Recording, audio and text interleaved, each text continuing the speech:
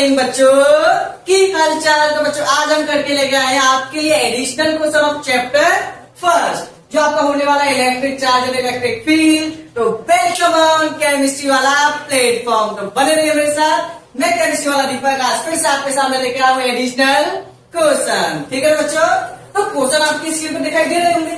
Question 25 देखो 1 से लेकर 24 हमने प्रीवियस लेक्चर बनाया था, उसका लिंक आपका कहां पर है? डिस्क्रिप्शन बॉक्स में। तो वहां पे आप उसे क्या इजीली चेकआउट कर सकते हो। सभी वीडियो के लिंक भी आपको वहीं पर मिलेंगे।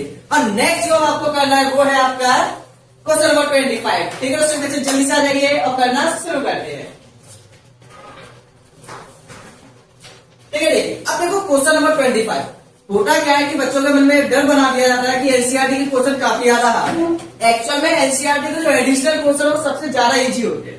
बस उनमें डिपेंडेंसी क्या होती है कि वो क्या होते हैं आपके प्रीवियस चैप्टर पे डिपेंड होते हैं। अब जिन बच्चों ने प्रीवियस चैप्टर अच्छे से पढ़े होंगे वो तो हलवा समझ के क्वेश्चन कर देंगे, लेकिन वहीं पर अगर आपने क्वेश्चन ध्यान से पढ़ा और उसमें से गिवन निकालने की कोशिश की, अगर आपने गिवन भी निकाल लिया फिजिक्स के क्वेश्चन में, तो समझो आपका क्वेश्चन 50% हो गया।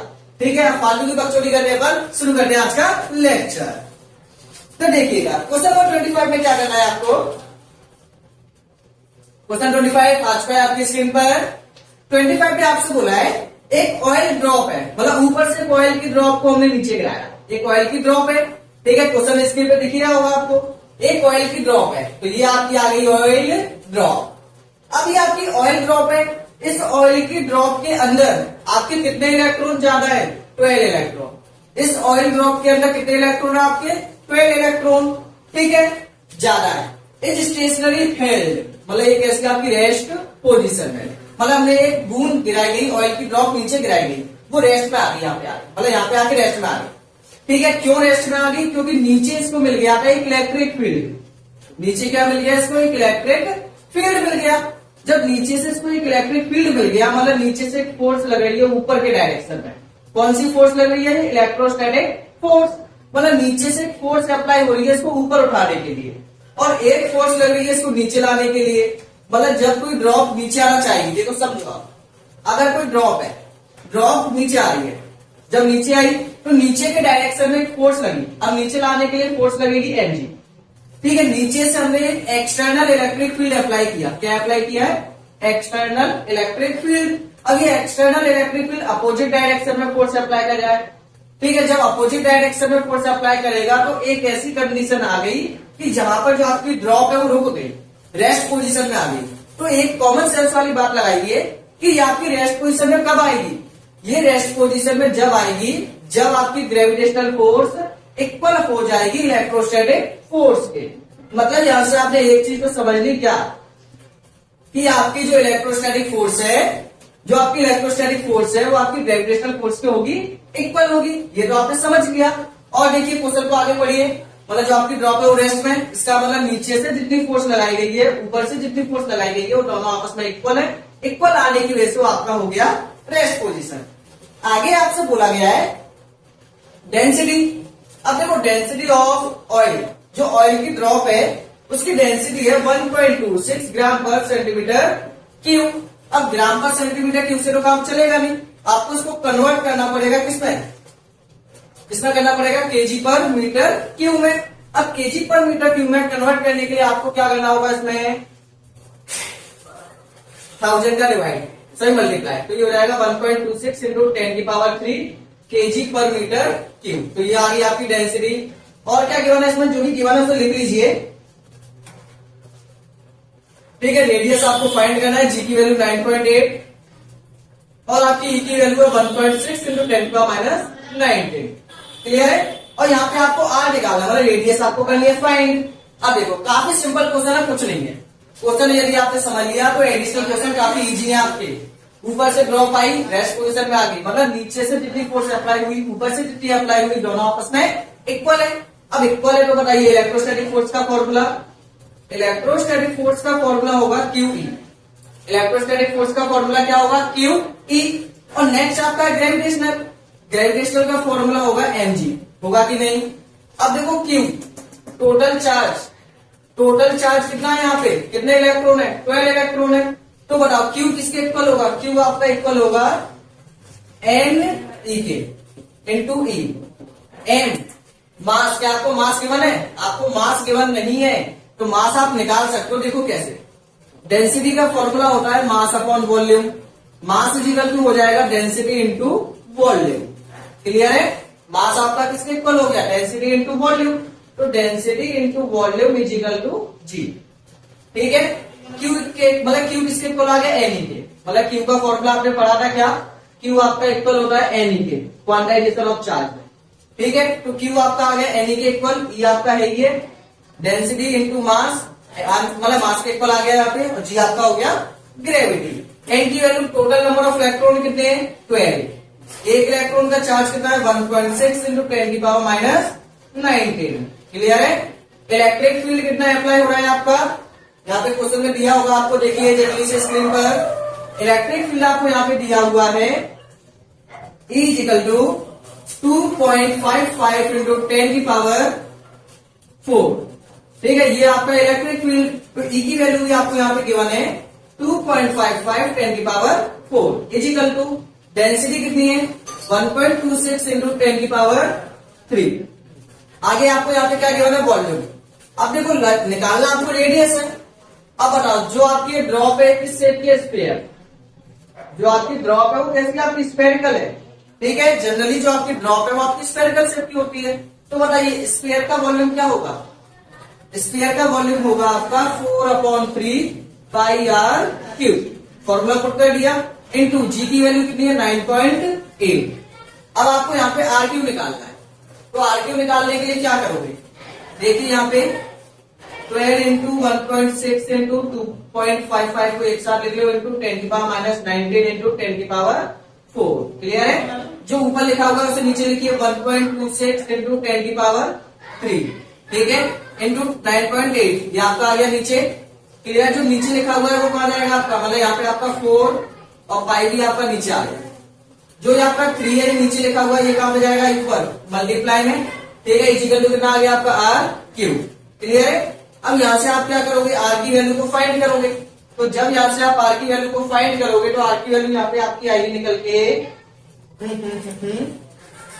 ठीक है, आर की वैल्यू आपकी अप्रोक्सीमेट देखिए डिसाइड आर क्यूब। यहाँ पे आपका आर की वैल्यू आ जाएगी, सॉल्व करके देखना। तो आर की वैल्यू आएगी यहाँ पे 9.8 into 10 to the power -7। Clear है? ठीक है, सॉल्व कर देना इसको। नेक्स्ट यहाँ पे आप क्या करोगे? इन सबका करना मल्टीप्लाई और डिवाइड कर देना वाई की हेल्प से, और नेक्स्ट क्यू को क्या कर देना? यहाँ पे अंडर रूट क्यू में लगा देना। ठीक है, उसको कर देना सॉल्व। तो यहाँ से आप क्या कर सकते हो? पहले वाले क्वेश्चन को कर सकते हो इजीली। क्वेश्चन में कुछ नहीं था, आपको ओनली क्या करना था? यहाँ से एक ड्रॉप है जो नीचे आ रही थी, जब नीचे आ रही थी तो नीचे से इलेक्ट्रिक फील्ड लगा, उसने रोकने की कोशिश की। जब वो रुक गई तो आपकी जो दोनों फोर्स अब इक्वल हो गई। इलेक्ट्रोस्टैटिक फोर्स का फॉर्मूला क्यू, जो ग्रेविटेशनल फोर्स है उसका फॉर्मूला एनजी। दोनों फोर्स आपस में इक्वल। क्यों? क्या आपके पास चार्ज है? नहीं है, लेकिन आपके पास इलेक्ट्रॉन तो है। आपको एक इलेक्ट्रॉन का चार्ज भी पता है। टोटल इलेक्ट्रॉन कितने हैं? 12। दोनों का आपस में कर दिया मल्टीप्लाई, तो 12 इंटू 1.6 इंटू 10 का -19। Q is equal to q है, क्यू एन ही जाता है, पुट कर दो ई। ठीक है, मास की जगह क्या आपको मास गिवन है? नहीं, लेकिन आपको डेंसिटी गिवन है। तो डेंसिटी का फॉर्मूला होता है मास अपॉन वॉल्यूम। ठीक है, मास इज इक्वल टू आ गया डेंसिटी इंटू वॉल्यूम, और q is equal to n. सबको पुट किया, एन की वैल्यू रखी, ई की रखी, ई की रखी, डेंसिटी रख दिया वॉल्यूम। वॉल्यूम आपका इक्वल होगा स्क्वायर का क्या? 4/3 पाई आर क्यूब। यहाँ से आपने आर क्यूब को निकाला, इजीली सॉल्व कर दोगे, आपको क्वेश्चन हो जाएगा। और कैलकुलेशन आपको आनी चाहिए यदि आप कंपटीशन की तैयारी कर रहे हो। ठीक है, यदि आप रीजनल क्वेश्चन को लेके बैठे हो, इसका मतलब आपकी कैलकुलेशन काफी सॉलिड होंगी। क्लियर है? इस क्वेश्चन को करेगा नोट डाउन, स्क्रीनशॉट लीजिए। फिर हम आते हैं क्वेश्चन नंबर 26। चलो हो गया। नेक्स्ट क्वेश्चन आपकी स्क्रीन पे आ चुका होगा, तो एक बार वीडियो को स्टॉप करके ट्राई जरूर करना। ठीक है, और जो भी क्वेश्चन को ना करे समझ लो उसकी बहू बंदे के साथ आ गई। ठीक है, जो क्वेश्चन ना करे करो जल्दी से। जिसने भी क्वेश्चन सॉल्व नहीं किया वो समझो गया। ठीक है, पेपर में उसका डब्बा गोल नहीं होगा, चौकुटा हो जाएगा। ठीक है, चलेगा।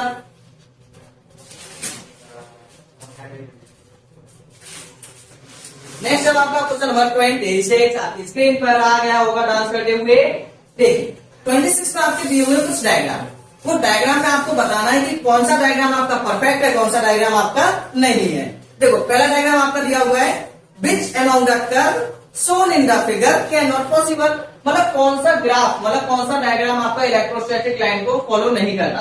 अब जिन बच्चों ने किया होगा बड़े ध्यान से फोकस के साथ, क्या कि जो आपकी इलेक्ट्रिक फील्ड लाइंस की प्रॉपर्टी है, अगर जिस बच्चे ने इलेक्ट्रिक फील्ड लाइंस की प्रॉपर्टी वाला लेक्चर देखा होगा, लिंक गया है डिस्क्रिप्शन में, चेक कर लेना एक बार, ठीक है। देखा होगा वो क्वेश्चनों को ऐसे कर देगा हलवे की तरह।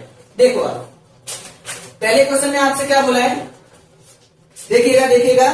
देखो पहले पार्ट में आपको साफ साफ दिखाई दे रहा है, लिंक में क्या दिखाई दे रहा है कि जो आपका कंडक्टर है उसमें जो आपकी इलेक्ट्रिक फील्ड लाइन है, देखो पहले वाले में क्या है, जो आपकी इलेक्ट्रिक फील्ड लाइन है वो मन चाही जगह से निकली है, मतलब ऐसे तो नहीं निकली, ठीक है, ऐसे निकला है। तो इसमें आपको दिखाई दे रहा है कि यहाँ पे कहीं भी आपका 90 डिग्री एंगल नहीं बना, और जबकि आपको बताया गया था कि जो आपकी इलेक्ट्रिक फील्ड लाइन है, जो आपकी इलेक्ट्रिक फील्ड लाइन है वो आपकी हमेशा 90 डिग्री बनाएंगी। ये तो गलत बात है ना। तो पहले डायग्राम में आपकी इलेक्ट्रिक फील्ड लाइन ने 90 डिग्री एंगल नहीं बनाया है, तो पहला डायग्राम आपका है इनकरेक्ट, ठीक है। यदि आप इसका रीजन लिखना चाहो तो क्या लिखेंगे, because electric field lines are not perpendicular on surface, ठीक है। पहले वाले डायग्राम में जो आपकी इलेक्ट्रिक फील्ड लाइंस है वो परपेंडिकुलर नहीं है, क्लियर है।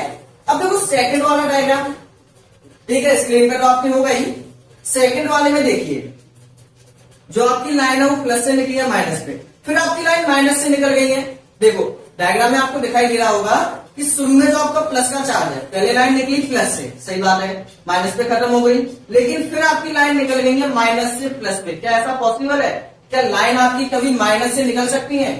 क्या आपकी लाइन कभी माइनस से, मतलब माइनस से प्लस पे जा सकती है? नहीं। इलेक्ट्रिक फील्ड लाइन आपकी हमेशा जाती है प्लस से माइनस, जो आपकी इलेक्ट्रिक फील्ड लाइन है वो आपकी हमेशा प्लस से माइनस जाएंगी। तो मतलब सेकंड वाला डायग्राम भी हो गया गलत। क्यों? क्योंकि आपकी electric field lines always goes from positive to negative, not negative to positive. Clear है या नहीं? हो पाएगा या नहीं? ठीक है। अब देखो सी वाले पार्ट में, सी वाले पार्ट में देखिएगा, सी वाला पार्ट, ठीक है, ये आपका ए और बी तो हो ही गया। सी वाला पार्ट आपकी स्क्रीन पे आ चुका होगा। सी में क्या बोला गया है, देखो इलेक्ट्रिक फील्ड लाइंस है, दो प्लस प्लस के चार्ज पार्टिकल भी हैं आपके, ठीक है, सभी जो लाइन निकली हो आपकी 90 डिग्री एंगल के साथ में निकली है। तो इसमें तो क्या सब सही है, प्लस प्लस का रिपेल भी कर रहा है, कोई लाइन आपकी इंटरसेक्ट भी नहीं है, सभी आपकी 90 डिग्री एंगल के साथ निकली है, ठीक है, प्लस से हमेशा आउटवर्ड है, मतलब सी डायग्राम आपका करेक्ट है, ठीक है। ये क्वेश्चन काफी ज्यादा आपका एग्जाम में पूछा गया है, ठीक है, आपसे पूछा जा रहा है कि कौन सा डायग्राम आपका करेक्ट है, तो सी आपका करेक्ट है। क्यों? क्योंकि उसमें जो आपकी इलेक्ट्रिक फील्ड लाइंस है सभी प्रॉपर्टीज को फॉलो करती है। नेक्स्ट आपका है 4। देखो 4 वाला तो देखते ही बंद कर देना कॉपी। क्यों? क्योंकि इसमें तो लाइन आपकी क्रॉस हो रही है, और ये प्रॉपर्टी तो आपने कभी पढ़ी ही नहीं है कि आपकी इलेक्ट्रिक फील्ड लाइन आपस में क्रॉस कर जाए, ठीक है। 4 वाले डायग्राम में आपकी जो इलेक्ट्रिक फील्ड लाइंस है वो क्या हो रही है, क्रॉस हो रही है। क्या इलेक्ट्रिक फील्ड लाइंस कभी क्रॉस कर सकती है? नहीं करेंगी। Electric field lines never intersect each other, because if intersect then it show two direction which is not possible, जो आपके पॉसिबल नहीं है। क्लियर है? और देखो 5 वाला आपका गलत क्यों है, ई वाला। देखो ई वाले में क्या हुआ है कि आपके लूप फॉर्म हो रहे हैं। क्या इलेक्ट्रिक फील्ड लाइंस कभी लूप फॉर्म करती है? क्या आपकी इलेक्ट्रिक फील्ड लाइंस, क्या आपकी इलेक्ट्रिक फील्ड लाइंस कभी लूप फॉर्म करेंगी? लूप का मतलब एक जगह से चलना शुरू करें और वापस वहीं पे लौट के आता है।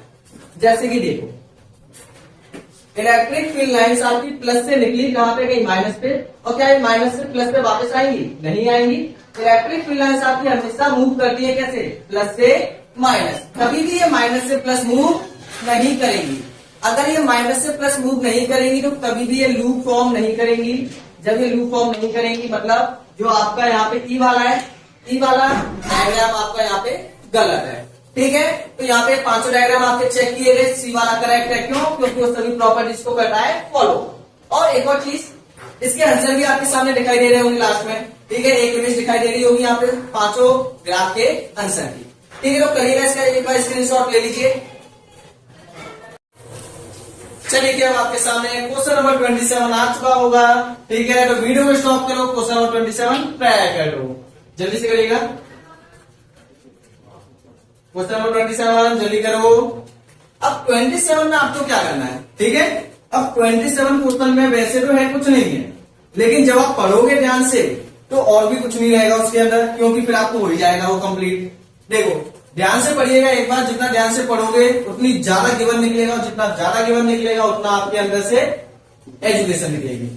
देखो पहला पॉइंट आपका, in a certain region of space electric field is along the z direction. जो आपका इलेक्ट्रिक फील्ड है जेड डायरेक्शन में throughout the magnitude of electric field is however not constant. मतलब जो आपका इलेक्ट्रिक फील्ड है आपका कांस्टेंट नहीं है, मतलब इलेक्ट्रिक फील्ड आपका इंक्रीज हो रहा है। जैसे जैसे आप आगे जाओगे इलेक्ट्रिक फील्ड आपका इंक्रीज हो जाएगा, लेकिन कौन से डायरेक्शन में होगा, जेड डायरेक्शन। तो जेड डायरेक्शन में आपका इलेक्ट्रिक फील्ड इंक्रीज हो रहा है एट द रेट ऑफ, किस स्पीड से हो रहा है, 10⁵ पर मीटर। मतलब जो आपका इलेक्ट्रिक फील्ड है, मतलब बोल सकते हैं dt/dt या फिर dl, टाइम के साथ तो नहीं हो रहा, डिस्टेंस जितना ज्यादा दूर जाओगे आपका इलेक्ट्रिक फील्ड उतना ज्यादा होगा। मतलब जो आपका इलेक्ट्रिक फील्ड है आपका वो कितना, 10⁵ न्यूटन पर कूलम पर मीटर। ठीक है, पर मीटर का मतलब जितना आगे जाओगे जितनी डिस्टेंस चलोगे आपका इलेक्ट्रिक फील्ड उतना ज्यादा इंक्रीज होगा। मतलब यहाँ पे आपके इलेक्ट्रिक फील्ड की वैल्यू गिवन नहीं है, यहाँ पे आपको जो वैल्यू गिवन है वो किसकी है, dE/dl। ये क्या होगा आपका, rate of electric field with respect distance.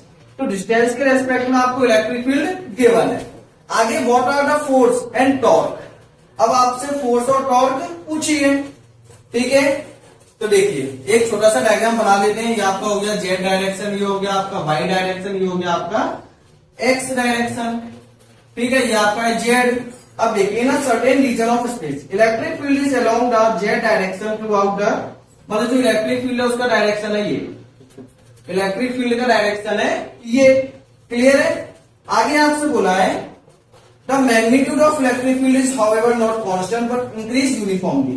जो आपका पॉजिटिव एक्स एक्सिस में जो आपका इलेक्ट्रिक फील्ड का डायरेक्शन वो आपका इंक्रीज हो रहा है। व्हाट आर द फोर्स, तो बताइए इस पे कितनी फोर्स अप्लाई होगी, and torque bye a system having a charge. मतलब उधर डायपोल मूवमेंट है, यहाँ पे आपका डायपोल मूवमेंट भी गिवन है, पी की वैल्यू, पी कितना है, 10⁻⁷। ठीक है, in the negative Z direction. देखिए यहां पे आपका होगा नेगेटिव, यहां पे कहीं होगा पॉजिटिव। मतलब ये डायरेक्शन आपको दिया है नेगेटिव जेड डायरेक्शन का, मतलब जो आपका डायपोल का डायरेक्शन है वो नीचे, जो इलेक्ट्रिक फील्ड है उसका डायरेक्शन है ऊपर। ये बोला है ना, मतलब शुरू में आपसे बोला था कि जो आपका इलेक्ट्रिक फील्ड है वो पॉजिटिव एक्स एक्सिस में है, और लास्ट में आपसे बोला है कि जो डायपोल है वो नेगेटिव जेड एक्सिस, मतलब सॉरी जो आपका इलेक्ट्रिक फील्ड है वो पॉजिटिव जेड एक्सिस है, और जो आपका डायपोल है वो नेगेटिव जेड एक्सिस, मतलब दोनों का डायरेक्शन है अपोजिट। दोनों के बीच में एंगल होगा थीटा, इससे अभी आपको कोई मतलब नहीं है, 180 एंगल होगा। तो P = 10⁻⁷। ये आपका इलेक्ट्रिक डायपोल गिवन है, dE/dl। ठीक है, मतलब dE/dl की वैल्यू गिवन है। अब आपको करना क्या है, यहाँ पे फोर्स निकाल दिए। फोर्स का फॉर्मूला क्या होता है बताइए, फोर्स का फॉर्मूला होगा QE, फोर्स का फॉर्मूला ये होता है F = QE, क्योंकि इलेक्ट्रिक फील्ड का फॉर्मूला होगा E = F/Q। तो वहां से आपने निकाला F = QE। अब देखो इसे करने के लिए आप इसमें ये कर सकते हो क्या, dl/dl, ऊपर मल्टीप्लाई नीचे मल्टीप्लाई कर पाओगे या नहीं, कोई चेंज तो होगा नहीं। मतलब ऊपर मल्टीप्लाई कर दो नीचे मल्टीप्लाई कर दो, कट के आना तो वही है। इसको आप ये लिख सकते हो, देखो इससे फायदा क्या हो गया, Q × dl, E/dl, मतलब एक dl लिख दिया इसके साथ। ठीक है, एक dl लिख दिया इसके साथ। अब बताओ Q × dl, जो आपका डायपोल मूवमेंट है वो किसके इक्वल था, Q × 2l की सुना था। ये 2l क्या था, दो चार्ज पार्टिकल के बीच की डिस्टेंस, दो चार्ज पार्टिकल के बीच की डिस्टेंस को हमने लेट किया था 2l, इसलिए हमने यहाँ पे 2l रखा। अगर दो चार्ज पार्टिकल के बीच की डिस्टेंस को हम मान लें dl, तो कितना रखेंगे यहाँ पे, dl। तो आपका जो यहाँ पे डायपोल है वो डायपोल कितना होगा, Q × dl। क्लियर है या नहीं। तो यहाँ पे आपका डायपोल आ गया Q × dl। तो F = हो गया ये आपका Q × dl किसके इक्वल हो गया, P के। और E/dl की वैल्यू आप जानते ही हो, मतलब इलेक्ट्रिक फील्ड अपॉन dl की वैल्यू तो आपको पता ही है। तो E/dl की वैल्यू आप जानते हो, तो वैल्यू पुट कर दो।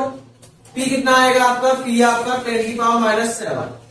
ठीक है, डी अपॉन डीएल कितना है 10 की पावर 5, दोनों को मल्टीप्लाई करेंगे तो आंसर आपका आ जाएगा 7 में से 5 गया 10 की पावर -2 न्यूटन। तो ये आपकी आ गई फोर्स। मतलब सिंपल आपने क्या दिमाग लगाया कि आपका डी अपॉन डीएल गिवन है 10 की पावर 5, डायपोल आपका गिवन है 10 की पावर -7, दोनों का डायरेक्शन आपका अपोजिट है, लेकिन इसमें भी काम पड़ा नहीं आपका।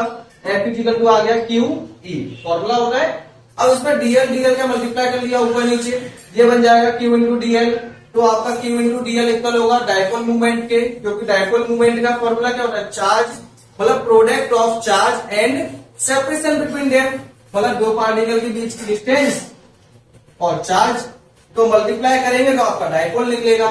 ई अपॉन डीएल किसके इक्वल आएगा आपका, इसकी वैल्यू आपकी गिवन है, ये डॉलर की वैल्यू रखी, आ गया। ठीक है, ये तो निकल के आ गई फोर्स। लेकिन अब आपको यहाँ पे निकालनी है टॉर्क।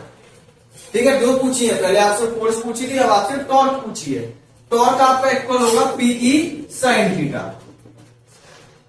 ठीक है, टॉर्क आपकी इक्वल होगी पीई साइन थीटा के, क्लियर है, पीई साइन थीटा। अब बताओ ये थीटा क्या होता है, ये थीटा एंगल है किसके बीच का, पी और ई का।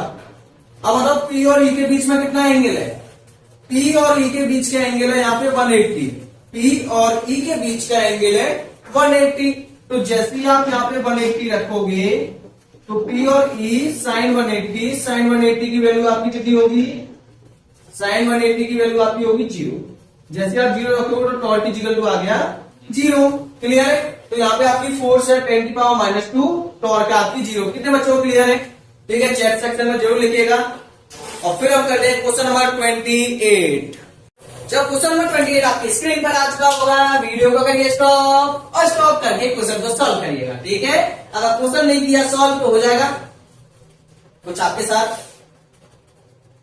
तो जल्दी से करिए, क्वेश्चन नंबर 28 आपकी स्क्रीन पे तो आ ही गया होगा। ठीक, एक बार ध्यान से पढ़िएगा उसको, जब तक पढ़ोगे ना जब तक कुछ ना होने वाला।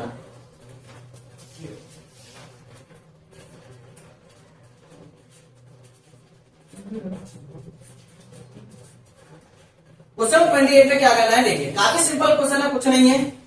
एक कंडक्टर है, ठीक है, पहले एक डायग्राम बनाओ। इस टाइप का आपका डायग्राम दिया हुआ है, ठीक है, ए वाले डायग्राम की बात कर रहे हैं हम। तो आपका पहला डायग्राम है, एक कंडक्टर है, ठीक है, ए with a cavity S shown in the figure A in a given a charge Q so that the entire charge must appear on the outer surface of the conductor। ठीक है, अच्छा देखो इसमें क्या है आपका, ये अंदर एक कैविटी बना दी गई, ठीक है, ये आपके अंदर एक कैविटी है ए, क्लियर है, इसके अंदर एक कैविटी बना दी गई, मतलब खाली स्पेस है, पूरा एक कंडक्टर था। जैसे कि आपने देखी होगी, आपके क्रिकेट की बॉल आती है, क्रिकेट की बॉल के बीच में क्या होता है, एक छोटा सा होल होता है, उसी टाइप से ये पूरा स्पेयर है, इस पर पूरा भरा हुआ है, और अंदर क्या बीच में एक छोटा सा इसके होल है, क्लियर है। इस टाइप से कैविटी का मतलब क्या होगा आपका, खाली स्पेस। कैविटी का मतलब होगा आपका खाली स्पेस। आपको प्रूव करना है कि इसके सरफेस पे जो आपका चार्ज है वो कितना है, क्यू। ठीक है, क्वेश्चन में कुछ और भी दिया हुआ है आपको। एक कंडक्टर है आपका ए बिना कैविटी है, figure given a charge Q, उसको हमने चार्ज दे दिया क्यू, मतलब इस वाले कंडक्टर को हमने कितना चार्ज दे दिया, पूरे को क्यू। तो आपको बताना है कि इसके सरफेस पे आपका आउटर सरफेस पे जो आपका चार्ज है वो क्यू का क्यू रहेगा। ठीक है, so that the entire charge must be appear on the outer surface. देखो मतलब हमने इसको चार्ज दिया पूरे को, ठीक है, जो पूरा का पूरा जो चार्ज है वो आपका कहां पे आ गया, बाहर वाले सरफेस पे। ठीक है, मतलब जैसे ही हमने इसको चार्ज दिया तो चार्ज आपका कैसा होगा, अनस्टेबल होता है। मतलब जैसे ही हम क्या करेंगे, इसको चार्ज देंगे, जैसे ही हमने इसको चार्ज दिया पूरे को, ठीक है, तो एक्चुअल में होता क्या है, फर्स्ट पार्ट का आंसर देखिए। जैसे ही हमने किसी स्फीयर को चार्ज दिया तो चार्ज आपका कैसा होगा, काफी ज्यादा अनस्टेबल होगा। अनस्टेबल होने की वजह से वो काफी मूव करता है, मूव करने की वजह से सभी का सभी जितना भी चार्ज है वो आपका अट्रैक्ट हो जाएगा कहां पे, इसके सरफेस पे, जिसकी वजह से क्या होगा, जो आपका चार्ज है मतलब जितना भी चार्ज है वो आपका कहां पे अट्रैक्ट होगा, सरफेस पे, क्योंकि ये काफी ज्यादा होगा आपका अनस्टेबल। अनस्टेबल होने की वजह से फुल चार्ज आपका हो गया कहां पे, सरफेस पे चला गया, मतलब जितना भी चार्ज है वो आपका कहां पे आ गया, सरफेस पे। ठीक है, क्यों आ गया, क्योंकि चार्ज आपका होता है अनस्टेबल, हमेशा मूव करता है, मूव करने की वजह से वो आपका कहां पे चला जाता है, अपने आप को स्टेबल करने के लिए सरफेस से अट्रैक्ट हो जाता है। ठीक है, एक बार इसका आंसर भी देख लेते हैं, इसका आंसर क्या लिखा हुआ है। तो उसका आंसर आपका लिखा हुआ है, there is no electric field inside the conductor, मतलब जो आपकी खाली स्पेस है, खाली स्पेस है तो उसके अंदर आपका इलेक्ट्रिक फील्ड कितना होगा, जीरो। मतलब इलेक्ट्रिक फील्ड जीरो है तो उसके अंदर का चार्ज भी कितना होगा, जीरो। यही होगा ना। मतलब इसके अंदर का जो कैविटी आपने भी पढ़ा है कि यदि हम किसी सॉलिड स्फीयर की बात करें, मेटेलिक स्फीयर, तो मेटेलिक स्फीयर के अंदर जो आपका होलो स्फीयर है, होलो चीज है, उसका जो आपका इलेक्ट्रिक फील्ड है वो कैसा होगा, जीरो। अगर इलेक्ट्रिक फील्ड जीरो तो आपका चार्ज भी हो जाएगा जीरो। अगर इसका चार्ज जीरो है तो कंप्लीट जो चार्ज है वो कहाँ होगा, आपका आउटर सरफेस पे। जो कंप्लीट चार्ज है वो कहाँ पे बचेगा, आपका बाहर वाली सरफेस पे। क्यों? क्योंकि जो आपका अंदर वाला सरफेस है वो आपका कैविटी है, खाली है, तो आपका इलेक्ट्रिक फील्ड आपका जीरो। इलेक्ट्रिक फील्ड जीरो तो चार्ज भी जीरो, पर इसके पास कोई चार्ज नहीं है। जब इसके पास कोई चार्ज नहीं है तो कंप्लीट जो चार्ज है वो कहाँ पे होगा, आउटर सरफेस पे। क्लियर है? ठीक है, तो यही आपको प्रूव करना था कि जो आपका बाहर वाले सरफेस पे ही होगा टोटल चार्ज। ठीक है, तो यहाँ पे आपसे बोला गया है कि जो आपका कंप्लीट चार्ज है वो कहाँ पे होगा, आपका बाहर वाले सरफेस पे ही अपीयर होगा। ठीक है, तो there is no electric field inside the conductor, so electric flux through Gaussian surface is zero. In other words, the net charge inside the Gaussian surface is zero. तो हम कह सकते हैं उसके अंदर का पूरा चार्ज जीरो है। Then it can be said that the charge lie outside the Gaussian surface. तो हम कह सकते हैं कि जो आपका चार्ज है वो कहाँ पे अप्लाई होगा, ओनली Gaussian surface पर। क्लियर है पॉइंट? नेक्स्ट डी पॉइंट पे देखिए, डी पॉइंट पे आपसे बोला है अनोडर सरफेस, भले एक और कंडक्टर है बी, आपके साइड में दिखाई दे रहा होगा, एक और कंडक्टर है आपके पास बी। ठीक है, बी कंडक्टर में क्या बोला है आपसे, ये कंडक्टर आपका, ठीक है, इसके पास तो चार्ज हमने क्यू दिया था, मतलब इसके सरफेस पे चार्ज है क्यू। ठीक है, इसके अंदर आपकी एक कैविटी है। ठीक है, जो ये वाला सरफेस है आपका ए, ये अंदर वाले सरफेस का नाम है बी। ठीक है, जो ये बाहर वाला सरफेस है, मतलब ये वाला सरफेस है कौन सा, ए, इसका बाहर वाला जो अंदर का सरफेस है उसे क्या बोलोगे आप, बी। क्लियर है? अब बी वाले सरफेस पे पहले क्या था, पहले वाले पार्ट में चार्ज रखा था जीरो। अब क्या हो गया, यहाँ पे चार्ज रख दिया है कितना, क्यू। अब चार्ज कितना रख दिया है, क्यू। अब आपसे बोला गया है कि ये प्रूव करके बताओ कि बाहर वाले सरफेस पे टोटल चार्ज होगा क्यू प्लस क्यू, मतलब capital Q plus small Q. आपको ये प्रूव करना है कि जो आपका आउटर सरफेस है, आउटर सरफेस पे चार्ज आपका होगा क्यू प्लस का क्यू। ये आपको प्रूव करना है। कैसे? देखो, अंदर वाले पे मतलब इस पे चार्ज ओनली कितना रखा था आपका, क्यू। आपको प्रूव करना है क्यू प्लस क्यू, मतलब आपको प्रूव करना है कि ये वाला चार्ज भी आपका यहाँ पे है। देखो कैसे, ये प्लस का चार्ज है, अब ये प्लस का चार्ज है तो ये क्या करेगा, ये इंड्यूस करेगा, मतलब एक पोलराइजेशन का फिनोमेना होता है इंड्यूस। ये प्लस वाला क्या करेगा, इसमें सॉलिड स्फीयर का जितना भी नेगेटिव चार्ज है उसे यहाँ पे खींच लेगा, मतलब इस वाले सरफेस पे क्या करेगा, जितना भी नेगेटिव चार्ज है उसे ये खींचेगा। ठीक है, उसने क्या किया, नेगेटिव चार्ज को खींचा। जब नेगेटिव चार्ज यहाँ पे आ गया, मतलब प्लस का क्यू है, तो इसने इस वाले सरफेस पे कितना खींच लिया होगा, माइनस का क्यू। यही हुआ होगा ना, इंड्यूस हो गया होगा। इंड्यूस का मतलब होता है कि बगल वाले से चार्ज को खींच लेना। ये बीच में रखा था प्लस का, तो प्लस का क्यू क्या करेगा, इस सरफेस के अंदर से जितना भी माइनस वाला चार्ज होगा उसे खींचेगा। लेकिन कितना खींच पाएगा, जितना इसकी वैल्यू होगी, अपने वैल्यू के अकॉर्डिंग खींच पाएगा। तो जितना चार्ज था इसका प्लस का क्यू, तो इसने खींच लिया यहाँ पे माइनस का क्यू। अब माइनस का इस साइड आ गया, तो इस वाले सरफेस पे ओनली कौन सा बचेगा, प्लस वाला। मतलब एक स्क्वायर का यदि हमने माइनस माइनस निकाल दिया तो उसके अंदर ओनली क्या बचेगा, प्लस वाला। तो इसके पास अगर देखो माइनस क्यू यहाँ पे आ गया है तो इसके पास कौन सा बचेगा, प्लस का क्यू। अब देखो ये प्लस का क्यू था, इसने इंड्यूस किया तो इसके पास आ गया माइनस का क्यू। क्लियर है? अभी माइनस का क्यू इस साइड आ गया तो इस साइड ओनली कौन सा बचेगा, इसके ऊपर वाले सरफेस पे प्लस का क्यू। अब बताओ पहले कितना दे रखा था इसको हमने, प्लस का क्यू, मतलब पहले का चार्ज कितना था, क्यू। अब और कितना इंड्यूस हो गया, प्लस का क्यू। तो बताइए इस पे टोटल चार्ज कितना हो गया, क्यू प्लस का क्यू। तो ये आपका प्रूव हो गया। मतलब आप कैसे करोगे, जो आपका छोटा सा चार्ज है ये इंड्यूस करेगा, मतलब अंदर वाले सरफेस के चार्ज को खींचेगा माइनस का क्यू। अब माइनस का क्यू यहाँ पे आ गया है तो इस वाले सरफेस पे कितना बचेगा, प्लस का क्यू। क्लियर है? इस वाले सरफेस पे कितना बचेगा, प्लस का क्यू। ठीक है, अब पहले से कितना दिया था हमने, क्यू प्लस का क्यू, और इंड्यूस हो गया, टोटल कितना हो गया ये आपका, क्यू प्लस का क्यू। ठीक है, तो यही आपका लिखा हुआ है, इसमें देखिएगा एक बार, charge q inside the cavity. जो आपका चार्ज इसके अंदर रखा हुआ है वो इंड्यूस करेगा माइनस क्यू, मतलब अंदर वाली सरफेस पे कितना चार्ज इंड्यूस कर लेगा, माइनस का क्यू। अगर माइनस का क्यू यहाँ पे इंड्यूस हो गया है तो इस वाले पे कितना बच गया होगा, प्लस का क्यू। तब तो ओवरऑल आपका माइनस होगा, मतलब नेट जीरो आएगा। ठीक है, तो प्लस का क्यू आपका एपियर हो जाएगा इस आउटर सरफेस पे, जिसकी वजह से जो आपका टोटल चार्ज है उसे प्लस करेंगे तो कितना आएगा, क्यू प्लस का क्यू। इसका आंसर आपके सामने स्क्रीन पे दिखाई दे रहा होगा। नेक्स्ट आपका सी पार्ट। सी पार्ट में आपसे बोला है कि आप sensitive instrument is to be shielded from the strong electrostatic field in its environment suggest a possible way। मतलब हम किसी भी इलेक्ट्रोस्टैटिक फील्ड को में मेटलिक बॉक्स में बंद क्यों करते हैं, ताकि उसके इनसाइड इलेक्ट्रिक फील्ड कैसा हो जाए, जीरो हो जाए। जब अंदर का इलेक्ट्रिक फील्ड जीरो हो जाएगा तो बाहर के इफेक्ट से बचा रहेगा, या फिर कोई लाइटनिंग वगैरह होगी तो वहां से आपका कोई खतरा नहीं बनेगा आपका। तो the instrument should be enclose in a metallic shell so that effect of electrostatic field is cancel. यदि आपको किसी भी ऑब्जेक्ट को इलेक्ट्रोस्टैटिक फील्ड से बचाना है तो आपको क्या करना होगा, उसे एक मेटेलिक बक्से के अंदर बंद करना होगा। ठीक है, क्योंकि आप सब जानते हो, क्योंकि जो आपका मेटेलिक स्फीयर है यदि वो होलो है तो उसके अंदर का जो इलेक्ट्रिक फील्ड कितना होगा, जीरो। मतलब बाहर का कोई भी चार्ज इस पर अटैक नहीं कर पाएगा। ठीक है, तो यदि आपको किसी भी ऑब्जेक्ट को इलेक्ट्रोस्टैटिक फील्ड से बचाना है तो आपको उसे एक मेटल के बक्से के अंदर बंद करना होगा, जो आपका अंदर से कैसा होना चाहिए, खाली होना चाहिए। ठीक है, तो इन तीनों के आंसर आपकी स्क्रीन पे आ चुके होंगे। नेक्स्ट अब आपका है क्वेश्चन नंबर 29। तो क्वेश्चन नंबर 29 आपकी स्क्रीन पे है। ठीक है, एक बार उसको करिएगा ट्राई।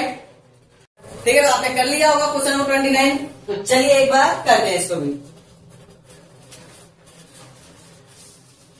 तो क्वेश्चन नंबर 29 आपने पढ़ तो लिया ही होगा अच्छे से। ठीक है, वीडियो को स्टॉप करके अब देखिए क्वेश्चन नंबर 29 में आपसे क्या बोला है। 29 में आपसे बोला है कि होलो चार्ज कंडक्टर है। ये क्या आपका होलो चार्ज कंडक्टर, जैसे कि मान लो स्पेरिकल चार्ज कंडक्टर आपका। ठीक है, ये आपका एक स्पेरिकल चार्ज कंडक्टर है। क्लियर है, hollow charge conductor has a tiny hole. मतलब इसमें से क्या कर दिया आपने, छोटा सा होल बना दिया। ठीक है, इसमें क्या कर लिया आपने, छोटा सा होल। जैसे कि मान के चलिए आपकी एक फुटबॉल बॉल है, फुटबॉल की बॉल है, उसमें क्या होता है आपके पेंटागन हेक्सागन बने होते हैं। तो आपने क्या किया, उसमें से एक पेंटागन को बाहर निकाल दिया। ठीक है, उस टाइप से उसमें से एक होल बना लिया। क्लियर है, तो उस टाइप से उसमें से एक होल बना लिया है इनटू इट्स सरफेस, उसके सरफेस में से। सो डेट ये आपको प्रूव करना है कि उसके अंदर का जो होल का इलेक्ट्रिक फील्ड है, मतलब इसके होल का जो इलेक्ट्रिक फील्ड है वो कितना है आपका, sigma upon 2 epsilon naught. Whole का इलेक्ट्रिक फील्ड आपका सिग्मा अपॉन 2 एप्सिलॉन नॉट है, आपका प्रूव करना है। वेयर एन क्या होगा आपका, यहाँ पे जो एन कैप लगा हुआ है ये आपका यूनिट वेक्टर, मतलब डायरेक्शन दिखा रहा है, यूनिट वेक्टर। क्लियर है, ये आपका एक यूनिट वेक्टर है। ठीक है, आगे आपसे क्या बोला गया है, यूनिट वेक्टर है। ठीक है, जिसका जो डायरेक्शन है वो आपका आउटवर्ड है, मतलब बाहर की डायरेक्शन, मतलब इसका जो इलेक्ट्रिक फील्ड का डायरेक्शन है वो कैसा है, आउटवर्ड। मान के चलिए इसका जो इलेक्ट्रिक फील्ड है वो कितना E2। ठीक है, इसका जो डायरेक्शन है इलेक्ट्रिक फील्ड है वो कितना आउटवर्ड है, जो कितना बना है आपका सिग्मा अपॉन 2 एप्सिलॉन नॉट। ठीक है, तो चलिए इसको प्रूव करते हैं। सिग्मा क्या है यहाँ पे आपकी, सिग्मा यहाँ पे आपका है surface charge density, surface charge density. Clear है, चलिएगा। तो ये आपका है sigma upon 2 epsilon naught, sigma आपका हो गया surface charge density. N cap आपका होगा यहाँ पे यूनिट वेक्टर, इसका डायरेक्शन आपका है आउटवर्ड। ठीक है, इसमें जो चार्ज है वो कितना रखा है, प्लस का। ठीक है, सरफेस पे जो चार्ज है वो कैसा रखा है आपका, प्लस का रखा हुआ है। ठीक है, यहाँ पे आपका एक होल बना दिया गया, शेड बना दिया। अब आगे आपको क्या करना है इसमें,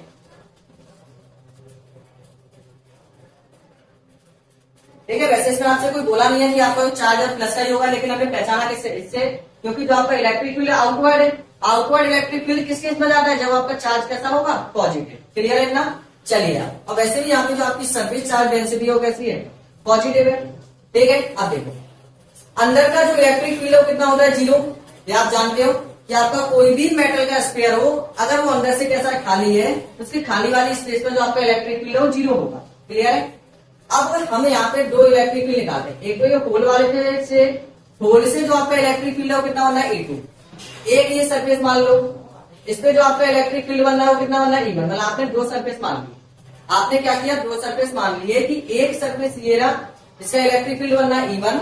यहाँ पे जो आपका आउटवर्ड है यहाँ पे इलेक्ट्रिक फील्ड बनना है आपका E2। क्लियर है, अब देखो अंदर का इलेक्ट्रिक फील्ड आपका जीरो है। अब देखो प्लस का है, प्लस का है तो इसका जो इलेक्ट्रिक फील्ड है वो कहाँ जाएगा, आउटवर्ड जाएगा। क्लियर है, मतलब E1 एक ऊपर भी आ सकता है, E1 आपका नीचे भी आ सकता है, लेकिन ये वाला E2 तो आपका हमेशा आउटवर्ड ही जा रहा है। ठीक है, ये तो बाहर ही जाएगा, मतलब इसका। अब देखो यहाँ पे समझने वाली चीज है, जो आपका E1 है प्लस का चार्ज पार्टिकल है, इसका मतलब जो आपका इलेक्ट्रिक फील्ड है उस वाले सरफेस पे कैसा रहेगा, आउटवर्ड। होल वाले से जो आपका इलेक्ट्रिक फील्ड बन रहा है वो कितना मान लिया हमें, E2 बन रहा है, वो भी कैसा आपका आउटवर्ड है। क्वेश्चन में आपसे बोला है कि होल का जो इलेक्ट्रिक फील्ड है वो आउटवर्ड है। ठीक है, मतलब ये इलेक्ट्रिक फील्ड तो आपका बाहर ही जाएगा, अंदर नहीं आएगा। ये क्वेश्चन में बोल रखा है कि जो आपका होल से जो इलेक्ट्रिक फील्ड है वो आपका आउटवर्ड है, मतलब बाहर ही निकलेगा।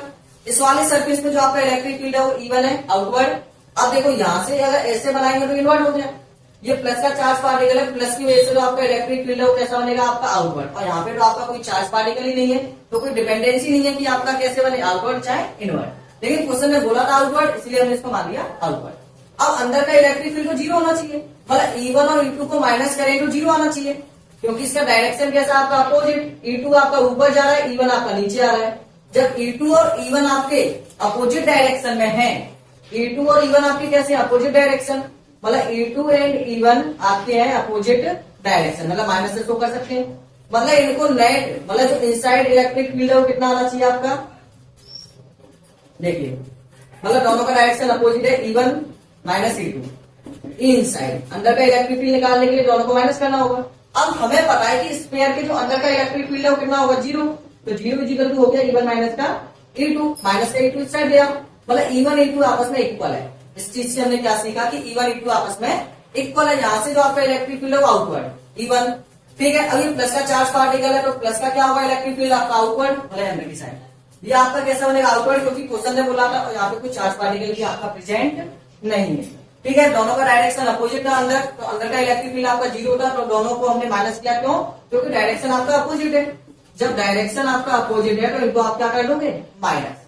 अब देखो यहां से आपको ये पता चल गया कि E1 E2 आपका इक्वल है। अब देखिए एट आउटवर्ड, ये तो हो गया इनसाइड की बात, अब करेंगे आउटसाइड। आउटसाइड इलेक्ट्रिक फील्ड कितना है, आउटसाइड का जो आपका इलेक्ट्रिक फील्ड है E1 E2 को मान लो E के इक्वल, E1 E2 को आप किसके इक्वल मान लो आउटसाइड, मतलब E के इक्वल। आउटसाइड का इलेक्ट्रिक फील्ड देखो ये भी आपका ऊपर जा रहा है, ये भी आपका ऊपर जा रहा है, दोनों का डायरेक्शन आपका है सेम। जब दोनों का डायरेक्शन आपका सेम होगा, इससे पहले आप एक चीज और निकाल लो, यहाँ पे क्या,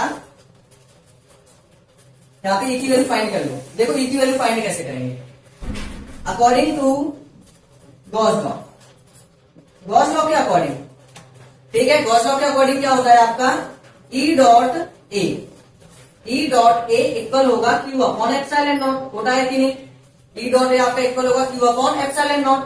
E इज इक्वल टू कितना होगा A, Q को हम क्या लिख सकते हैं sigma into a upon epsilon naught, क्योंकि आपका Q इक्वल होगा किसके, sigma is equal to Q upon a, तो यहाँ पे Q इक्वल होगा सिग्मा इंटू ए, ए से आपका कैंसिल हो गया, तो यहाँ पे जो आपका इलेक्ट्रिक फील्ड है वो आएगा सिग्मा अपॉन एप्सिलॉन नॉट। मतलब इलेक्ट्रिक फील्ड कितना बनेगा, electric field at surface, surface पे जो आपका इलेक्ट्रिक फील्ड है वो कितना बनेगा सिग्मा अपॉन एप्सिलॉन नॉट। अब देखिए E आउटसाइड, बाहर का इलेक्ट्रिक फील्ड निकालना है आपको, आउटसाइड बाहर देखो E2 और E1 आपके कैसे, दोनों का डायरेक्शन सेम है, E1 आपका E2 दोनों आपके सेम, ठीक है, दोनों का डायरेक्शन सेम था तो प्लस हो गया, दोनों आपस में भी सेम है, E1 E2 किसके इक्वल है E के, इसको लिख लो E प्लस का E, तो कितना आएगा 2E, E का फॉर्मूला कितना है सिग्मा अपॉन एप्सिलॉन नॉट।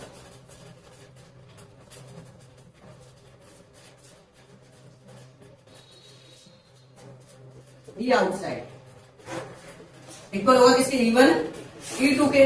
आपको वैल्यू कौन सी निकालनी है कि होल पे इलेक्ट्रिक फील्ड कितना प्रूव करना है, मतलब E2 कितना प्रूव करना है sigma upon 2 epsilon naught. E outside बाहर इलेक्ट्रिक फील्ड कितना बनना है, जो आपका बाहर इलेक्ट्रिक फील्ड है आउटसाइड वो कितना E के मतलब E कितना है आपका सिग्मा अपॉन एप्सिलॉन नॉट, तो यहाँ पर sigma upon epsilon naught is equal to E1 E2 आपस में आपका इक्वल है प्लस में, तो इसको आप लिख सकते हो E1 को भी E2 के इक्वल, E2 E2 आपका हो गया 2E2 sigma upon epsilon not, ठीक है। 2 को आप कर दो यहाँ पे डिवाइड में, तो E2 इज इक्वल टू आपका आ जाएगा sigma upon 2 epsilon not, clear है। E2 इज इक्वल टू आ गया यहाँ पे आपका सिग्मा अपॉन 2 एप्सिलॉन नॉट, ठीक है। इसको करिएगा एक बार, और हो सके तो आप वीडियो को एक बार रिपीट करके देखना, आपको इजीली समझ में आएगा, ठीक है। ये आपका कंप्लीट हो गया होगा। इसके बाद करते हैं हम क्वेश्चन नंबर 30। अब देखो क्वेश्चन नंबर 30 में आपको क्या करना है, डेरिवेशन करना है। इस डेरिवेशन की आपकी एक सेपरेट वीडियो बनाई गई थी, ठीक है, सेपरेट वीडियो आपकी पहले से बना के रख दी गई है, जो आपकी लिंक आपको डिस्क्रिप्शन बॉक्स में मिल जाएगा, ठीक है। जिस वीडियो में हमने क्या किया था, हमने इलेक्ट्रिक फील्ड इंटेंसिटी निकाली थी due to ring and straight wire without using Gauss law, तो वहां से आप क्या उस वीडियो को देख लेना, आप क्या उसका डेरिवेशन इजीली सीख जाओगे, क्लियर है। लिंक आपका डिस्क्रिप्शन बॉक्स में दिया हुआ है। नेम क्या होगा वीडियो का, electric field intensity due to ring and wire, ठीक है, लॉन्ग स्ट्रेट वायर, क्लियर है। तो वहां से आप क्या इसको वॉच आउट कर सकते हो, ठीक है। तो मैं भी इसको नहीं करा रहा हूं क्योंकि उसके लिए आपकी सेपरेट वीडियो है ही है, जिसको आप इजीली देखिए समझ सकते हो। ठीक है, उसके ऊपर आपको कुछ क्वेश्चन भी कराए गए हैं उसमें, तो आप इजीली उसे कर सकते हो। चलिएगा नेक्स्ट है क्वेश्चन नंबर 31। ठीक है, नेक्स्ट है आपका क्वेश्चन नंबर 31 है।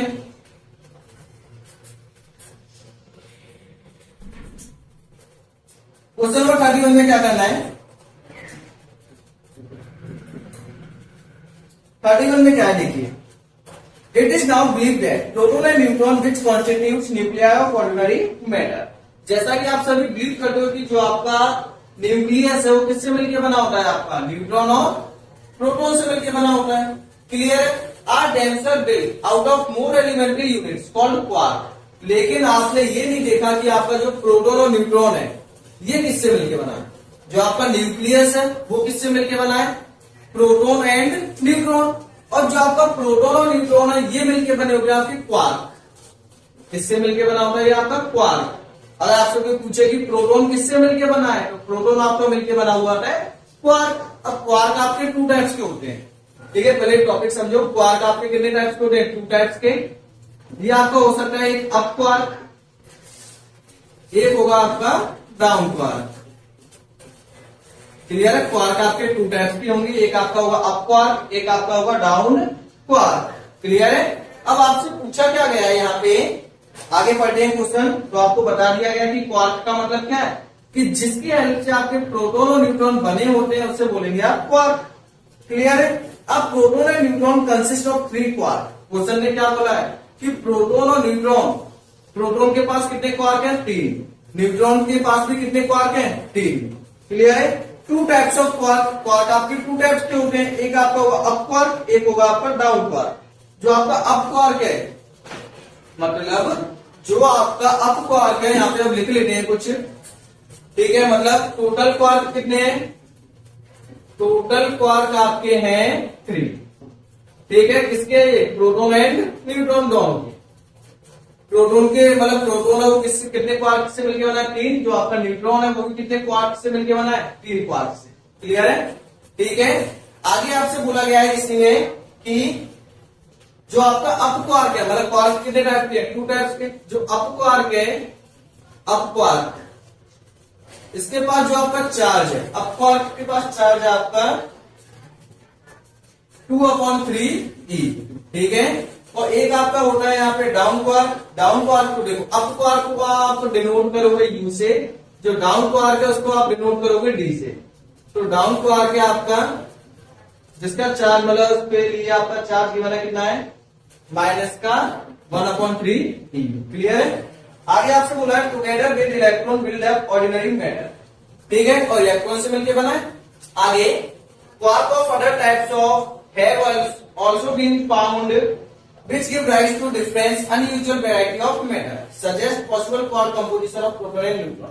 अब आपको बताना है कि आपका एक प्रोटॉन कितने अप क्वार्क है, कितने उसके अंदर डाउन क्वार्क है, और फिर आपको बताना है कि न्यूट्रॉन के अंदर कितने अप क्वार्क है, कितने डाउन क्वार्क है। तो पहले हम केस लेते हैं इन case of proton.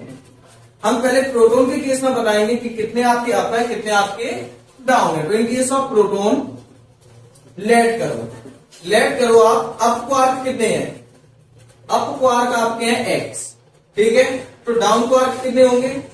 Down quark आपके हो जाएंगे 3 - x। क्यों? क्योंकि टोटल क्वार्क कितने हैं आपके पास? 3। तो आपने लेट कर लिया कि जो आपका एक प्रोटॉन है वो एक अप से बना होता है, एक डाउन से बना होता है। तो अप वाले कितने x, तो डाउन वाले कितने होंगे? 3 - x। क्योंकि टोटल कितना है आपका? 3 क्वार्क। क्वार्क क्या है आपका? जिससे आपके प्रोटॉन और न्यूट्रॉन मिलके बने हैं। क्लियर है? तो ये आपका डाउन क्वार्क है आपका 3 का। चलिए देखिए, according to conservation of charge, देखिए according to conservation of charge मतलब चार्ज आपका इक्वल होगा। देखो अप क्वार्क कितने x, अप क्वार्क का चार्ज कितना होगा? 2/3e। मतलब आपका कितना हो गया? 2/3e total. मतलब एक अप क्वार्क का चार्ज है इतना, टोटल अप क्वार्क कितने? x plus. ठीक है, अब डाउन क्वार्क का चार्ज कितना है? माइनस का 1/3e। क्लियर है? टोटल कितने? 3 - का x।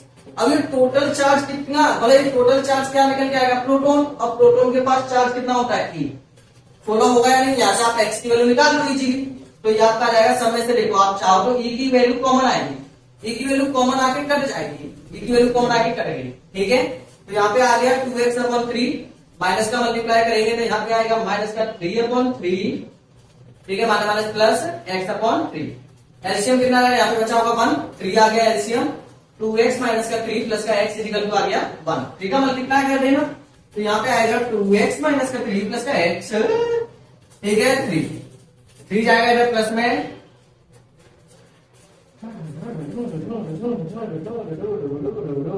ठीक है, 2x और x कितना हो गया 3x, ये आ गया माइनस का 3 का 6, x की वैल्यू आती आ गई 2। मतलब यहाँ पे जो आपके अप क्वार्क है वो कितने होंगे 2, 3 में से 1 माइनस कर दो, मतलब डाउन क्वार्क कितने होंगे 1, मतलब u कितना होगा 2, d कितना होगा 1। मतलब प्रोटोन किससे मिलके बना है, 2 अप क्वार्क से, 1 डाउन क्वार्क से। क्लियर है कि नहीं। मतलब जो आपके प्रोटोन और क्वार्क से मिलके बने हुए हैं, क्वार्क का चार्ज ये वाला, ये भी पता है कि टोटल क्वार्क आपके कितने हैं, तो आप according to conservation of charge का यूज कर लो। अप क्वार्क और डाउन क्वार्क का टोटल चार्ज निकालो, किसके इक्वल होगा, एक प्रोटोन के चार्ज के, ठीक है, जिसको सॉल्व करके आप एक्स की वैल्यू निकाल दो। निकल आएगी का नहीं आएगी। अब देखो इन केस ऑफ न्यूट्रॉन, ठीक है, हो सकता है कि आपको हल्का सा कम समझ में आए, लेकिन जब आप वीडियो को रिपीट करोगे ना तो हल्का हल्का भी समझ में आ जाएगा, ठीक है, करिएगा इसको, ठीक है। इन केस ऑफ न्यूट्रॉन, अब न्यूट्रॉन के केस में भी आपको यही थ्योरी लगानी है, स्क्रीनशॉट ले लेना, ठीक है। इन केस ऑफ न्यूट्रॉन,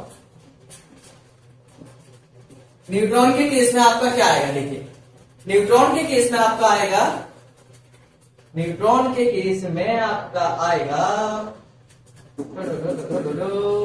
नहीं, न्यूट्रॉन का केस आपका क्या होगा यहाँ पे,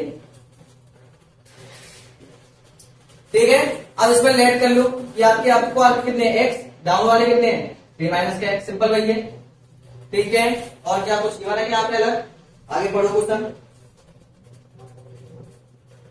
ये कुछ नहीं, सेम है। अब देखो आपने ये तो मान लिया आपको कितने x, तो उसका चार्ज कितना है 2/3 e इंटू x, ठीक है, प्लस डाउन क्वार्क का चार्ज है माइनस का 1/3 e 3 माइनस का x। अब देखो न्यूट्रॉन के केस में टोटल चार्ज किसके इक्वल होगा, according to conservation of charge neutron का चार्ज होता है e, प्रोटॉन का चार्ज था e, लेकिन न्यूट्रॉन का चार्ज कितना होगा आपका ओनली e, तो इसमें से e आपका कॉमन आएगा। जब e दोनों में से कॉमन आ जाएगा तो अंदर क्या बचेगा 2x/3 माइनस का मल्टीप्लाई कर देना, तो यहाँ पे आएगा माइनस का 3/3 प्लस का x/3, ठीक है, e कॉमन आ गया, इजिकल टू 0। जब e इस साइड जाएगा डिवाइड में तो ये भी 0 हो जाएगा, एलसीएम लोगों तो आएगा 3, 2x माइनस का 3 प्लस का x इजिकल टू 0, ये भी हो जाएगा 0। तो इसको सॉल्व करेंगे तो जाएगा आपका 3x माइनस का 3 इजिकल टू 0, ठीक है, माइनस का 3 जाएगा इस साइड, तो 3x इजिकल टू 3, x की वैल्यू आ गई 1। मतलब न्यूट्रॉन के केस में जो आपके अप क्वार्क है वो कितने होंगे 1, डाउन क्वार्क होंगे 2। तो न्यूट्रॉन के केस में आप कितने आए 1, डाउन वाले आएंगे 2। इसको कर पाओगे यानी इजीली हो जाएगा सॉल्व, कुछ नहीं था क्वेश्चन में, करिएगा जल्दी से, इसको नोट डाउन, ठीक है, इसका एक बार स्क्रीनशॉट ले लीजिए, ठीक है। अब देखिए नेक्स्ट आपका क्वेश्चन नंबर 32, नेक्स्ट आपका क्वेश्चन नंबर 32। तो क्वेश्चन नंबर 32 में क्या करना है, देखिए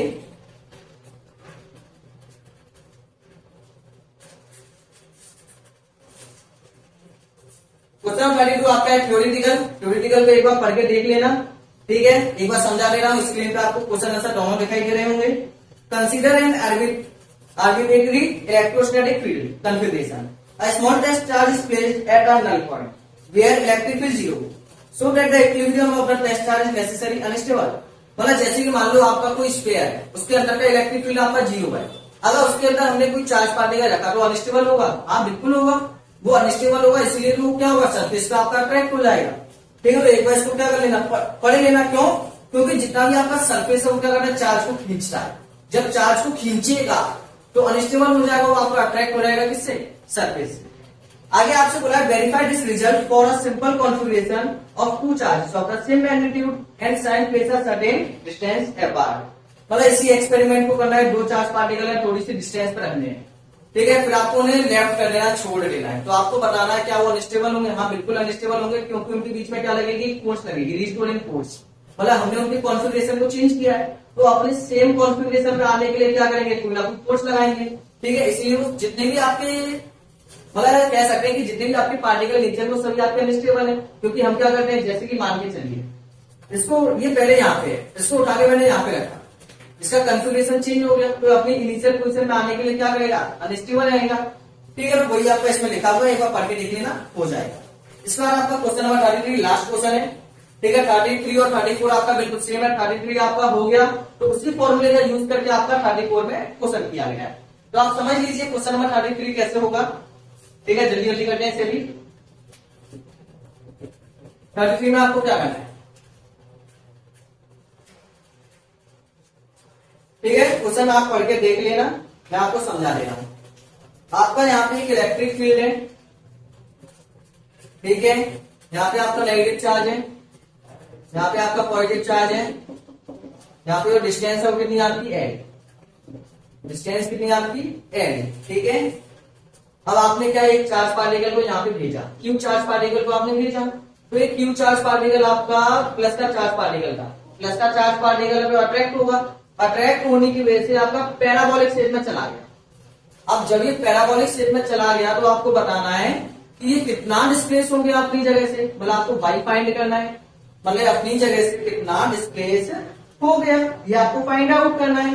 क्लियर है, ठीक है, ये आपको फाइंड करना है। इसको कितनी वेलोसिटी से मूव कराया था, वी वेलोसिटी, कौन से डायरेक्शन में दी गई थी, एक्स डायरेक्शन। ये आपका पूरा क्वेश्चन चला गया, आप इस पे चला गया फुल क्वेश्चन आपका, ये फुल क्वेश्चन आपका चला गया प्रोजेक्टाइल। तो यहाँ पे सब फॉर्मूले आपके प्रोजेक्टाइल के लगेंगे।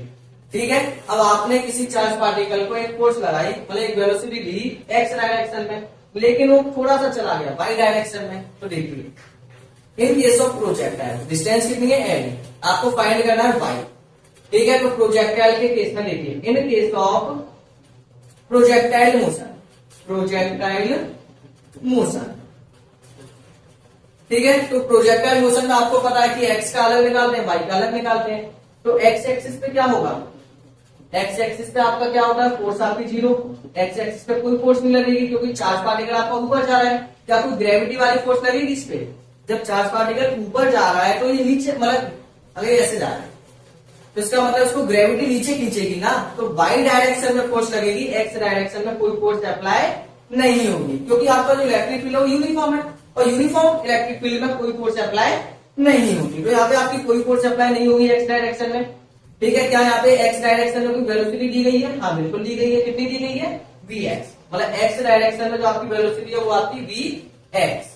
ठीक है, यहाँ पे जो आपकी डिस्टेंस है वो कितनी है एक्स डायरेक्शन की, एल, जिसको आप रेंज भी बोल सकते हो। तो डिस्टेंस आपकी एल है। यहाँ से आप टाइम निकालो, टाइम की भी आपको जरूरत पड़ेगी। टाइम का फॉर्मूला होता है डिस्टेंस अपॉन स्पीड। ठीक है, टाइम का फॉर्मूला क्या होगा आपका, डिस्टेंस अपॉन स्पीड। डिस्टेंस कितनी है आपकी एल, स्पीड कितनी है वी एक्स। तो एक्स डायरेक्शन में आपका टाइम निकल आया, कितना आ गया, एल अपॉन वी एक्स। अब देखो वाई डायरेक्शन, वाई डायरेक्शन,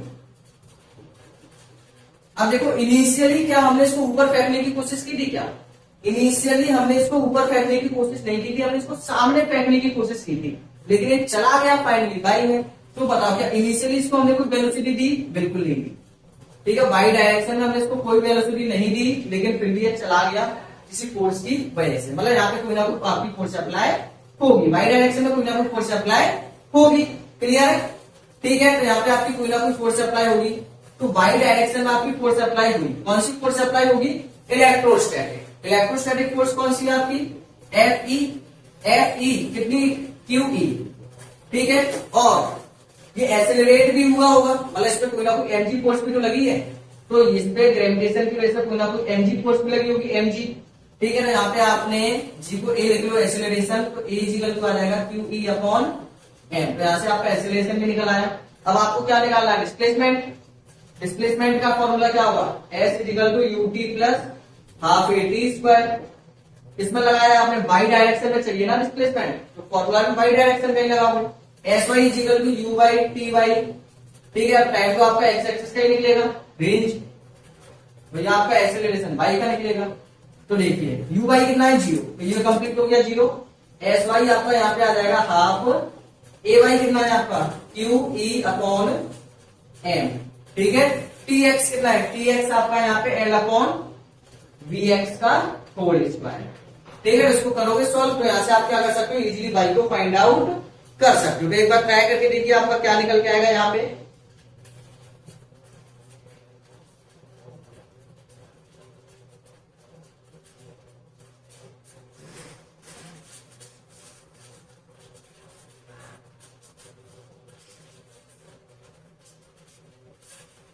ठीक है, तो यहाँ पे आपका जो वाई डायरेक्शन में डिस्प्लेसमेंट है वो आपका आ जाएगा y is equal to half q E l square upon m v x square. ठीक है, ये आपका आएगा वाई डायरेक्शन का, मतलब कुछ नहीं था क्वेश्चन, बस आपको पैराबोलिक पार्ट है यदि आपको अच्छे से आता है तो इजीली कर दो। पहले आपने एक्स डायरेक्शन का सॉल्यूशन किया, फिर आपने वाई का किया, आपको निकालना क्या था भाई। एक बार क्वेश्चन को अच्छे से पढ़ना, क्वेश्चन में पूरा यही दिया हुआ था। ठीक है, क्वेश्चन को पढ़ोगे इजीली आपको आएगा। वैसे भी यहाँ पे आपका डायग्राम गिवन नहीं है। ठीक है, तो आपका ये निकला है Q E l square upon 2m dx का स्क्वायर। ठीक है, यही आपको फाइंड आउट करना था। क्वेश्चन नंबर 31 आपका हो गया, सॉरी 33। अब देखिए क्वेश्चन नंबर 34। क्वेश्चन नंबर 34 में कुछ नहीं है, आपको क्वेश्चन नंबर 33 के फॉर्मूले को यूज करना है। ठीक है, क्वेश्चन आपके सामने दिखाई दे रहा होगा। ठीक है, सब वैल्यू आपको गिवन है, ओनली वैल्यू पुट करनी है। आपको यहाँ पे फाइंड कर लेना है, क्या आपको फाइंड यहाँ पे करना है, where will the electron strike the upper plate, मतलब कौन सी जगह पे ये आपका डिस्प्लेस, मतलब आपसे पूछा गया है एल, मतलब कौन सी जगह पे प्लेट पर डिस्प्लेस करेगा, तो कितनी ये डिस्टेंस होगी वहां पे डिस्प्लेस कर देगा।